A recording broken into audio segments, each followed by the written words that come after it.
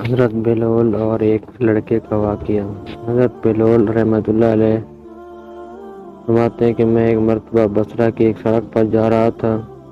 راستے میں چند لڑکے اخروٹ اور بادام سے کھیل رہے تھے اور ایک لڑکا ان کے قریب کھڑا رو رہا تھا۔ مجھے خیال ہوا کہ اس لڑکے کے پاس بادام اور اخروٹ نہیں ہے، ان کی وجہ سے رو رہا ہے۔ میں نے اس کو کہا، بیٹا تجھے میں اخروٹ اور بادام خرید دوں گا، تو بھی ان سے کھیلنا۔ اس نے میری طرف نگاہ اٹھا کر کہا، ارے بے وقوف، کیا ہم کھیل واسطے پیدا ہوئے ہیں؟ میں نے پوچھا، پھر کس کام کے واسطے؟ کہنے لگا، علم حاصل کرنے کے واسطے اور عبادت کرنے کے واسطے۔ میں نے کہا، اللہ جل شانہ آپ کی عمر میں برکت کرے، تو نے یہ بات کہاں سے معلوم کی؟ کہنے لگا، حق تعالی شانہ کا ارشاد ہے، کیا تمہارا یہ گمان ہے کہ ہم نے تم کو یوں ہی بیکار پیدا کیا اور ہمارے پاس نہیں لوٹائے جائیں گے؟ میں نے کہا، بیٹا تو بڑا حکیم معلوم ہوتا ہے، مجھے کچھ نصیحت کر۔ اس نے 4 شعر پڑھے جن کا ترجمہ یہ ہے کہ میں دیکھ رہا ہوں کہ دنیا ہر وقت چلا جاؤ میں ہے، یہ گیا کل وہ گیا، دنیا ہر وقت چلنے کے لیے دامن اٹھائے قدم اور پنڈلی پر دوڑنے کے لیے تیار رہتی ہے۔ بس نہ تو دنیا کسی زندہ کے لیے باقی رہتی ہے، نہ کوئی زندہ دنیا کے لیے باقی رہتا ہے۔ ایسا معلوم ہوتا ہے کہ موت اور حوادث 2 گھوڑے ہیں جو تیزی سے آدمی کی طرف دوڑے چلے آ رہے ہیں۔ بس وہ بے وقوف جو دنیا کے ساتھ دھوکے میں پڑا ہوا ہے، ذرا غور کر اور دنیا سے اپنے لیے کوئی آخرت میں کام آنے والی اعتماد کی چیز لے لے۔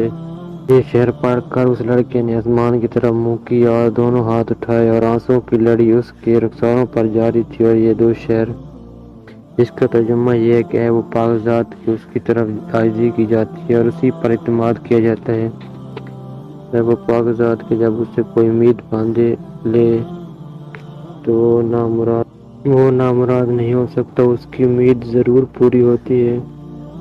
یہ شعر پڑھ کر وہ بے ہوش ہو کر گر گیا۔ میں نے جلدی سے اس کا سر اٹھا کر اپنی گود میں رکھ لی اور اپنی حسین سے اس کے منہ پر جو مٹی وغیرہ لگ گئی تھی پوجنے لگا۔ جب اس کو ہوش آیا تو میں نے کہا، ابھی سے تم اتنا خوف کیوں ہو گیا؟ ابھی تو تم بچے ہو، ابھی تمہارے نام مال میں کوئی گناہ بھی نہ لکھا جائے گا۔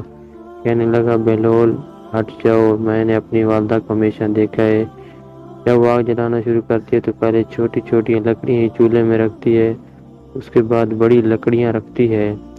مجھے یہ ڈر ہے کہ کہیں جہنم کی آگ میں چھوٹی لکڑیوں کی جگہ میں نہ رکھ دیا جاؤں۔ میں نے کہا، صاحبزادے بڑے حکیم معلوم ہوتے ہو، مجھے کوئی مختصر سی نصیحت کرو۔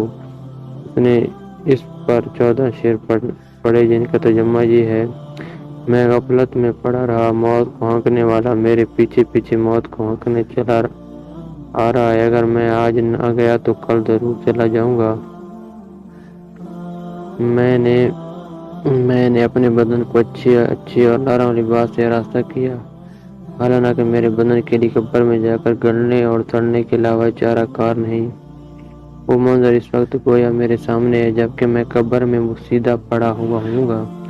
میرے اوپر مٹی کا ڈھیر ہوگا اور نیچے قبر کا گڑھا ہوگا، اور میرا یہ حسن و جمال سارا کا سارا جاتا رہے گا اور بالکل مٹ جائے گا، تاکہ میری ہڈیوں پر نہ گوشت رہے گا نہ کھال رہے گی۔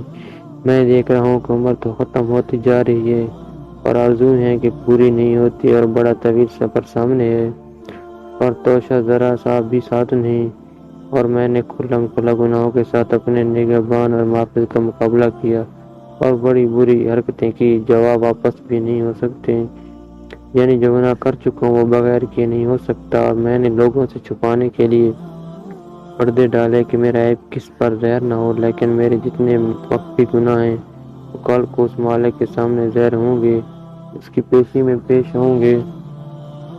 اس میں شک نہیں کہ مجھے اس کا خوف ضرور تھا، لیکن میں اس کی غیت حلم پر بھروسہ کرتا رہا، جس کی وجہ سے جرأت ہوتی رہی، اور اس پر اعتماد کرتا رہا کہ وہ بڑا غفور ہے، اس کے سوا کون معافی دے سکتا ہے۔ بے شک تمام تعریفیں اسی پاک ذات کے لیے ہیں۔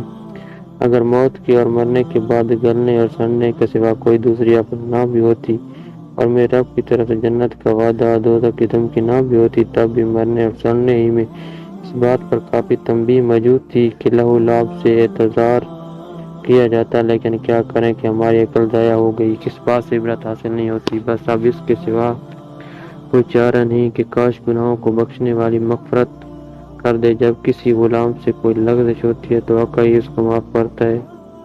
بے شک میں بدترین بندہ ہوں جس نے اپنے مولا کے عہد میں خیانت کی، اور نالائق غلام ایسے ہی ہوتے ہیں کہ ان کا کوئی قول و قرار معتبر نہیں ہوتا۔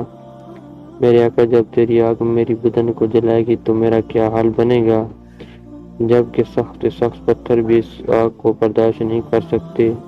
میں موت کے وقت بھی تنہا رہ جاؤں گا، قبر میں بھی اکیلا ہی جاؤں گا، قبر سے بھی اکیلا ہی اٹھوں گا، کسی جگہ بھی میرا کوئی معین مددگار نہ ہوگا۔ بس ہے وہ پاک ذات جو خود اکیلی ہے، وحدہ لا شریک لا ہے، ایسے شخص پر رحم کر جو بالکل تنہا رہ گیا۔ بہلول فرماتے ہیں کہ اس کے یہ شعر سن کر مجھ پر ایسا اثر ہوا کہ میں غش کھا کر گر گیا۔ بڑی دیر بعد جب مجھے ہوش آیا تو وہ لڑکا جا چکا تھا۔ میں نے ان بچوں سے دریافت کیا کہ یہ بچہ کون تھا۔ وہ کہنے لگا، تو اس کو نہیں جانتے؟ یہ حضرت حسین رضی اللہ تعالیٰ عنہ کی اولاد میں ہے۔ میں نے کہا، مجھے خود ہی حیرت ہو رہی تھی کہ یہ پھل کس درخت کا ہے۔ واقعی یہ پھل اسی درخت کا ہو سکتا تھا۔ حق تعالی شان ہم اس خاندان کی برکتوں سے منتخب فرمائے، آمین۔